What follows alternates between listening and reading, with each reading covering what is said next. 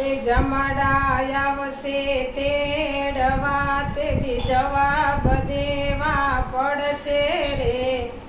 સગાવાલા કોઈ સાથે નહીં આવે ને પાપ ને પુણ્ય તારું બોલશે રે જીરે પાપ ને પુણ્ય તારું બોલશે એ અંતે તારી રાખ રોળાશે જીવડો ગોથા મારશે માટે પુણ્ય કેરું ભાતું ભરી તો ભવસાગર એ તારશે રે જીરે ભવસાગર એ તારશે। સરસ સાખી હતી, સારું કીધું છે। બધા ઘણા એમ કહેતા હોય કે અમે આના માટે અમારા છોકરા માટે છોકરાને સારું મળે ને એટલે એના માટે અમે ખોટું કામ કરવી છે આ ને તેમ, પણ છોકરા મને સારું થાય એના માટે ખોટું કામ કરવી તો એ શું કામનું? છેલ્લે તો આપણે પાપ અને પુણ્ય ગણાવવાના છે ને એમ, એટલે હંમેશા પાપ અને પુણ્ય